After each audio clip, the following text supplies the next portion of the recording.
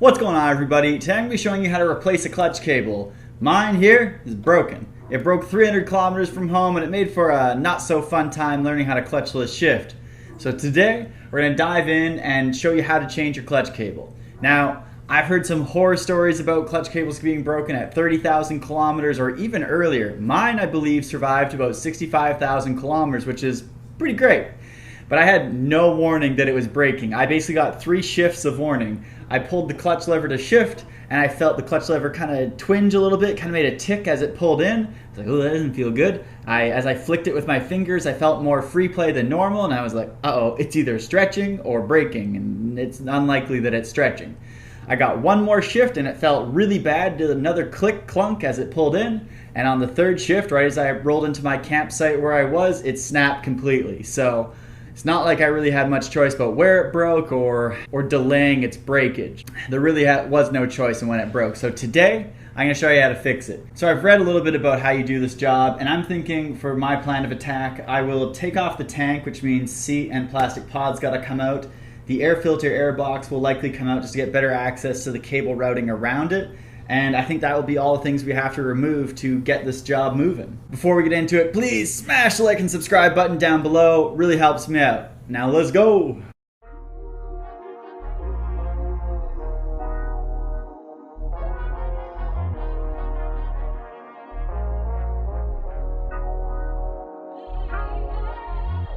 So you can see your clutch cable dives down here.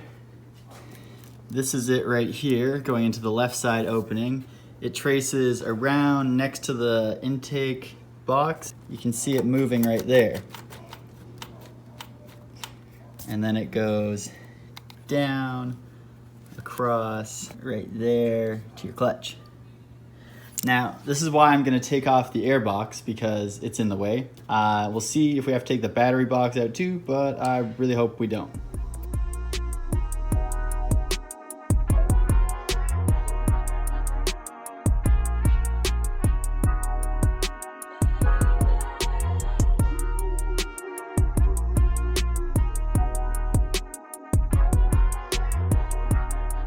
With the clutch bracket here on the right side of the motorcycle disconnected, we can now push the cable housing out of this bracket and then liberate it from the rest of the bike.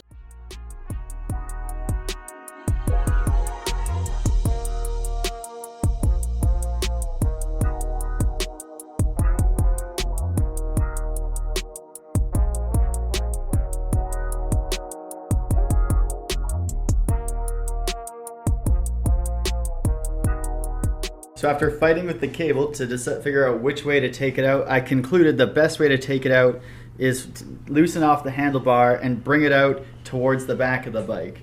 If you try and take out the whole cable through the hole going up through the fairing, you run into a lot of problems with like the thick parts of the cable, like the nuts and bolts on the cable getting hung up on the wiring that goes through the open hole right here. So instead, just take this, just take the curved end here and pull it back this way. You can get enough room to tilt it and bring it through the hole as you pull it out that you can get it through. Okay, after trying to fight to get the cable under this plastic thing and through the front hole here, I realized that I was forgetting something. There's a bolt through this that holds this plastic thing in place. If you take that out, you can move it out of the way and it'll be way easier to get the top bent section of the cable through. Let's get it. This bolt that goes through the frame here into this plastic piece, evidently have Loctite on it, red at that, so best to Loctite it when you put it back in.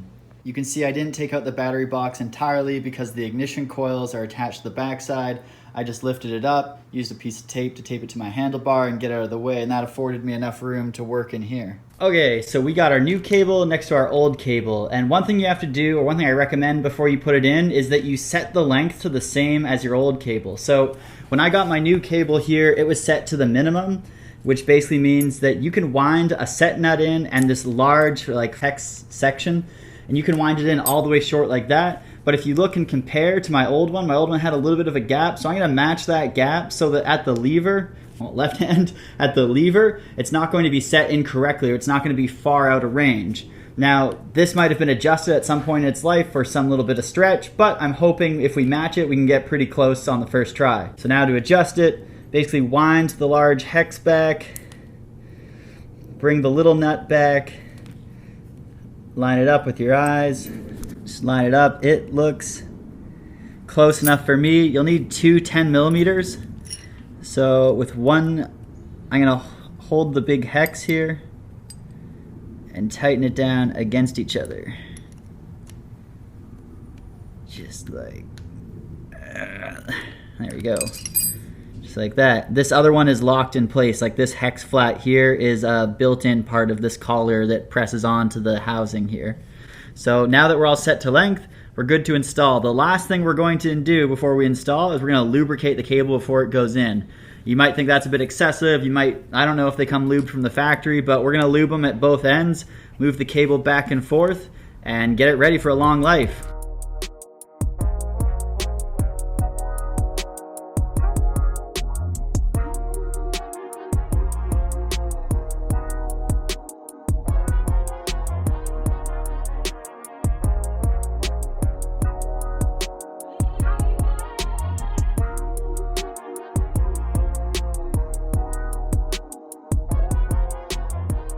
All right, big win. We got the cable installed. It works, which is a wonderful thing, but I'm a little concerned about the slack. So I only have about this much play.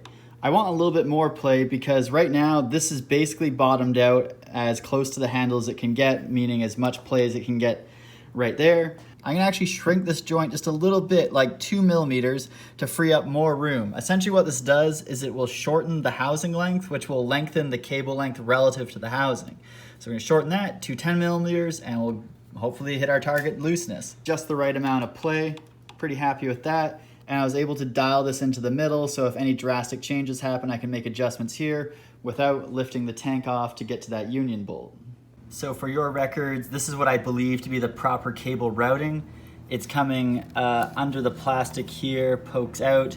It's above the throttle cables, comes along. It's above the wiring harness, and then it goes below this harness here.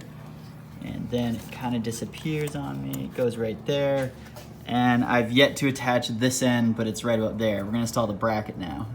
Time to put this all back together. Let's get it.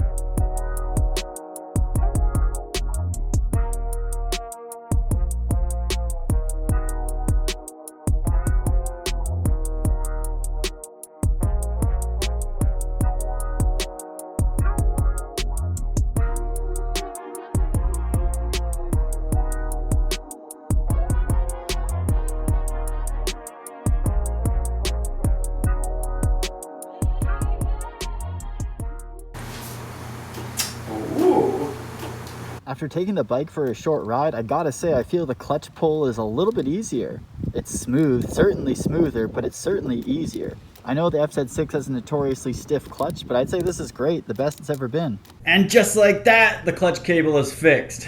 Now, it's a bit of an involved job, I'll admit. There's a lot that goes into apparently getting that cable out, at least easily.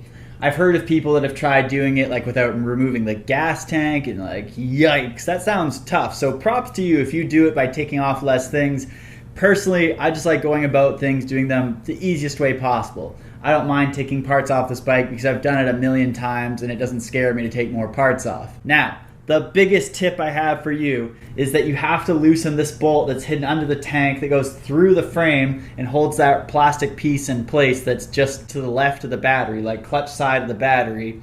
There's a plastic piece there, and if you take that out, it gives you way more access on threading the cable through that area. Other piece to remember is that I pulled out the handle end through the frame instead of pushing the clutch end through the frame towards the handle. I went the other way. Handle through the frame. With all this done, we'll see how long this next clutch cable lasts. Maybe the next owner will have to deal with it when it breaks again. But if you've got a clutch cable and it's never been changed and you're somewhere between 30 and 60,000 kilometers, it's probably a good idea just to do it just so that you're safe. Or another thing you can do if you're going on a long road trip and you don't want to order a whole clutch cable is buy a bicycle brake cable, like a mountain bike brake cable. That's what I used to fashion this to make it work.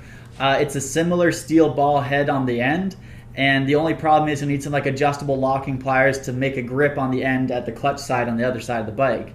Otherwise, that'd be a good fix if you don't want to buy a whole new clutch cable and keep it inside the bike. You can wrap it up, keep it real neat, tucked in there with your toolkit under your seat. Might be a good thing to keep on hand if you're going to go far, far away from home. I hope this video helped you out. Please smash the like and subscribe button down below. Thanks for watching, and as always, have a good day.